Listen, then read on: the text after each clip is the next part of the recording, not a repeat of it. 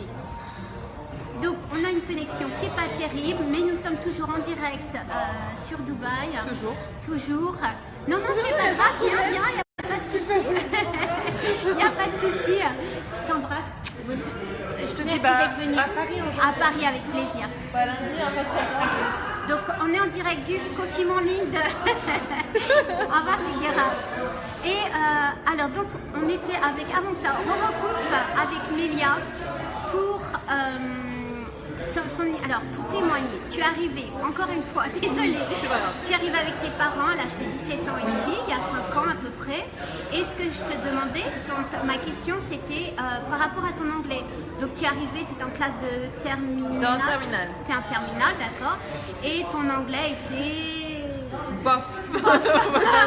Français moyen. Voilà, c'était les bases, c'est-à-dire je m'appelle, enfin les présentations, voilà, les choses de base, parce que généralement, quand on est une adolescente au lycée et qu'on se dit on va vivre en France, on ne porte pas de l'importance à forcément parler en anglais parce qu'on se dit on est en France, on parle français quoi. Donc y a pas de... je me suis pas mis dans ma tête, bah, je vais partir à Dubaï, je vais partir là, je vais partir là. Donc j'ai pas vraiment, j'ai pas focus dans cette langue, voilà, c'était pas quelque chose que... Et du coup, donc une fois que tu as fini le lycée, tu es resté sur Dubaï donc avec tes parents, oui.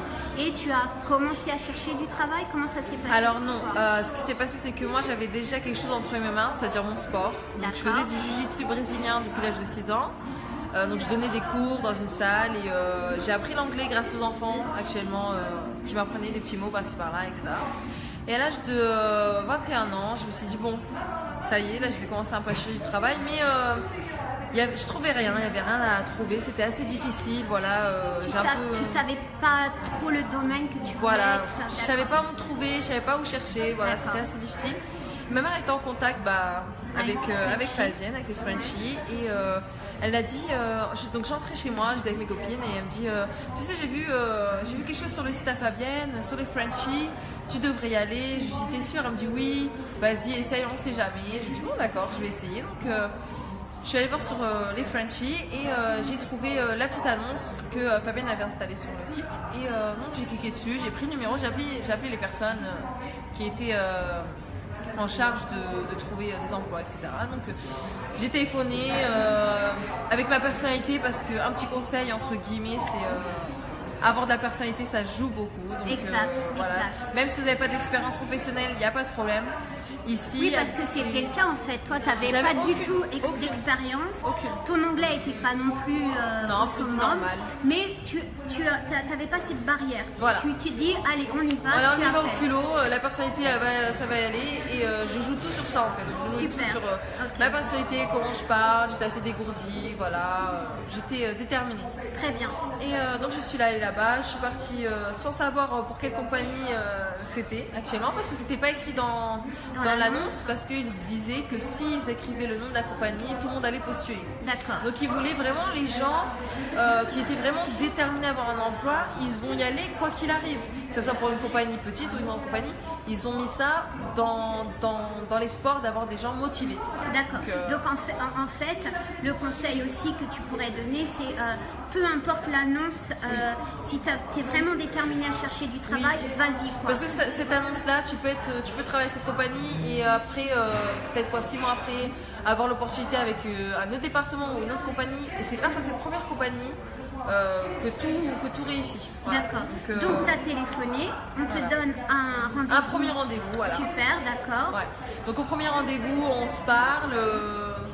Il voit bien que mon anglais n'est pas terrible, mais qui est assez bien, quoi. Il n'y a pas de problème. Le fait que tu es jeune, voilà. Et tous les points négatifs, enfin, qu'on peut se c'est mettre quand même des points négatifs, bien sûr. Tu es jeune, ton anglais n'est pas terrible, tu n'as pas d'expérience à Dubaï. Donc mais ça, tu passes outre et tu y vas quand même. Le fait d'avoir une personnalité, c'est ça qui a fait que, en fait, je me suis démarquée des autres personnes qui, eux, avaient étudié pendant 5 ans, avaient plus d'expérience, étaient plus calés dans le sujet et je me suis dit je vais quand même y aller quoi. Enfin voilà, donc la personne m'a assez appréciée, m'a trouvée assez marrante, pétillante et ça collait plutôt avec la compagnie. D'accord. Donc j'allais à l'interview finale et j'étais toujours pas informée du nom de la compagnie, rien du tout. On m'a juste dit va là-bas, je suis allée là-bas le jour même. Donc, de jour même, tu as eu l'entretien téléphonique et ensuite, ils t'ont dit de venir à leur bureau. À leur bureau. D'accord. Et donc, arrivé à leur bureau, les portes de l'ascenseur s'ouvrent et là, j'apprends que c'est Red Bull. Wow. Donc, c'est Red Bull Energy Drink Company. Wow. Donc, très grosse compagnie, la première compagnie mondiale de boissons énergétiques dans le monde. Donc, assez impressionnée, assez stressée. Et là, la première chose que je fais, c'est je prends mon téléphone, je vais sur Wikipédia, je regarde un peu le background de la compagnie, c'est-à-dire l'historique, quand elle a été créée, où elle a été créée, par qui, comment elle a été installée à Dubaï, qui est le directeur de Red Bull aux Émirats. Donc avoir un minimum de connaissances, parce que je n'avais pas d'expérience, je me suis dit c'est pas grave, je vais au moins apprendre un minimum sur la compagnie pour par la suite pouvoir un peu parler de ce sujet-là et qu'elle se dise bah waouh, elle connaît quoi, même si elle ne savait pas le nom. Donc j'avais 10 minutes pour apprendre tout ça par cœur, j'ai appris, j'ai lu. Donc déjà, voilà. Conseil, avoir une connexion internet partout. Connexion Wi-Fi, faut demander la Wi-Fi où vous allez. Et non, ne pas avoir froid aux yeux surtout, ne pas écouter les gens qui vous disent mais c'est pas possible, tu vas pas y aller comme ça, tu vas pas y arriver, t'as pas d'expérience, ils te prendront jamais. Dites-vous que quoi qu'il arrive, vous trouverez toujours des gens qui vont mettre plus bas que terre et des gens qui, au contraire comme Fabienne et comme le site Frenchy qui m'a relevé, qui m'a aidé pour la réussite de mon emploi. Et ça fait maintenant 1 an et demi que je travaille avec eux, aucun problème. Super. Voilà, j'ai été vraiment heureuse. Et là, ton poste, c'est quoi alors finalement? Alors j'ai commencé en réceptionniste. D'accord. Tu as accepté quand même? J'ai accepté, je me suis dit c'est mieux que rien. Vaut mieux ça que rien du tout. Donc je me suis dit je vais le prendre. Très courageux quand même, parce que tu aurais pu dire réceptionniste, je vaux mieux que ça. Voilà, ou c'est pas mon exactement. job, J'ai pas étudié ça, enfin voilà, c'était rien à voir avec mes études.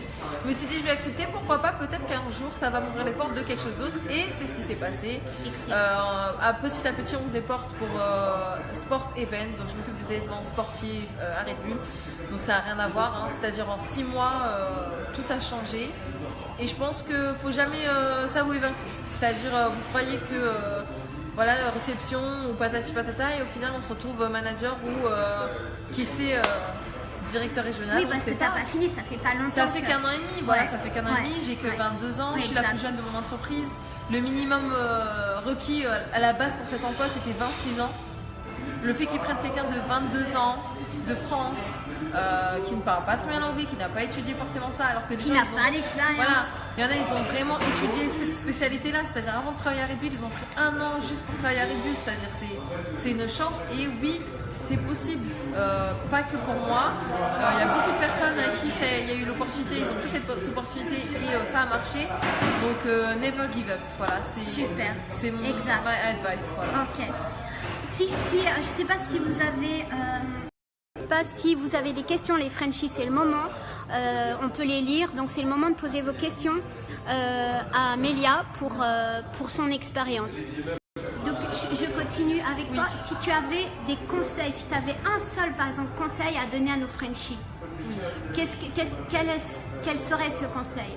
À part bien sûr Never Give Up, ça c'est à 300%. Oui, ça c'est sûr. 300%. Ça serait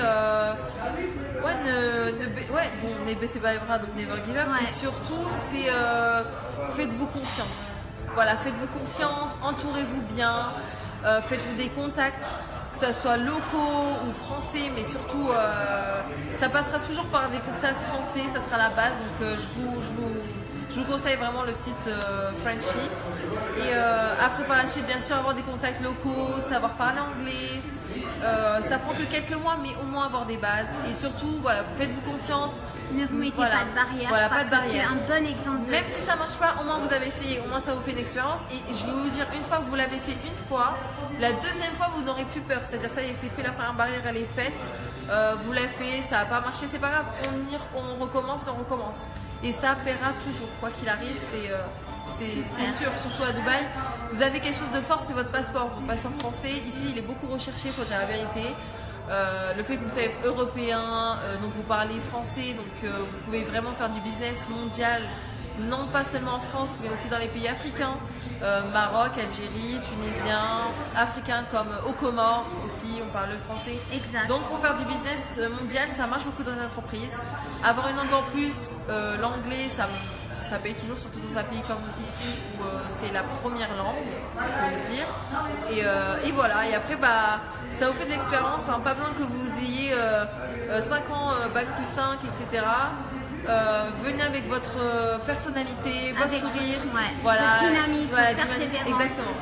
Très bien. Voilà, être sûr de soi. Je pense que c'est la clé de la réussite, être sûr de soi. Be confident, voilà. never give up. Et se dire que personne ne peut vous mettre des barrières. Voilà, c'est vraiment le plus important. Il n'y a que nous-mêmes qui pouvons nous mettre des barrières. Exactement.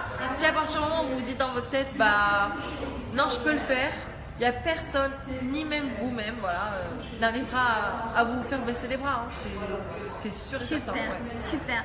Merci beaucoup, Mélia. Merci à toi, vraiment. Je merci. Vraiment te remercie. Si tout le monde me regarde, ça a été vraiment quelque chose de positif pour moi, une bonne expérience, que ça soit professionnelle et même personnelle, parce que voilà, quand j'ai eu besoin de parler, même ma mère quand elle a besoin de parler, elle a toujours eu Fabienne à ses côtés, qui lui remontait le moral, et on s'entraide entre nous et vraiment ça fait plaisir.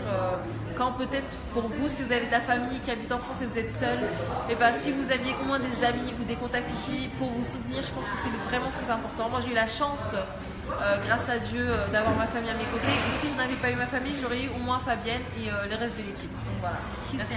Merci beaucoup à toi, Mélia. Merci pour ce live et je vous retrouve très très vite, à très bientôt.